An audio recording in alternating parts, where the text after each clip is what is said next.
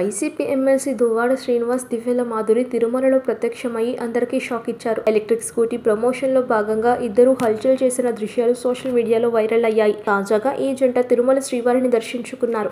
బ్రహ్మోత్సవాలను తనివితీరా చూసేందుకు తిరుమలకు వెళ్లామని దువ్వాడ తెలిపారు. శ్రీవారిని దర్శించుకుని ఆశీస్సులు తీసుకున్నామని తెలిపారు. ప్రజలందరికీ శాంతి సౌకర్యాలు చేకూర్చాలని శ్రీనివాస్ కోరుకున్నారు. ఇక దువ్వాడ శ్రీనివాస్ ఫ్యామిలీ వివాదం ఇటీవల రాష్ట్ర వ్యాప్తంగా సంచలనం సృష్టించింది. దువ్వాడ శ్రీనివాస్ దివ్యల మాధురితో తమ ఇంట్లో అక్రమంగా ఉంటున్నారని ఆయన సతీమణి దువ్వాడవాణి ఆరోపించారు. టెక్కలిలోని నివాసం ఎదుట కూతుళ్లతో కలిసి ఆమె ఆందోళనకు దిగారు.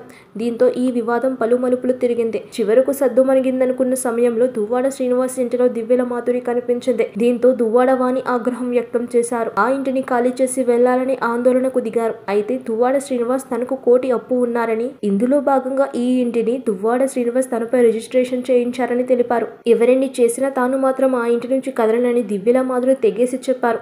ఈ వివాదం కొనసాగుతుండగానే దువ్వాడ శ్రీనివాస్, దివ్యల మాధురి కలిసి తిరుగులు హల్చల్ చేస్తున్నారు. ఈ వీడియోలు సోషల్ మీడియాలో వైరల్ అవుతున్నాయి. భార్యా పిల్లలతో వివాదం తరువాత దువ్వాడ శ్రీనివాస్ ఓపెన్ అయిపోయారు. మాధురితో మరింత సన్నిహితంగా మెలుగుతున్నారు. తాజాగా ఈ జంట తిరుమల శ్రీవారి దర్శనానికి వచ్చిన వీడియో కూడా వైరల్గా మారింది. ఇదిలా ఉంటే మాధురి యూట్యూబ్ ఛానల్లో సందడి చేయడం విశేషం. మాధురి మీ తెలుగమ్మాయి అంటూ యూట్యూబ్లో వీడియోలు పోస్ట్ చేస్తుంది. తాజాగా పప్పుచారు చేసి నా మొదటి ఫుడ్ బ్లాగ్ అంటూ పోస్ట్ చేసింది. ఈ వీడియోలో ఒక్క రోజులోనే ఏకంగా 1,40,000 మంది చూశారు. దీనిని బట్టి దువ్వాడతో వివాదం తర్వాత ఆమె క్రేజ్ ఎలా పెరిగిందో చెప్పవచ్చు. మరి ముందు ముందు వీరు ఎలాంటి వేషాలు వేస్తారో చూడాలి. సబ్స్క్రైబ్ చేయండి.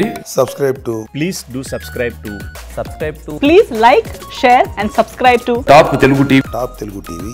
Top Telugu TV.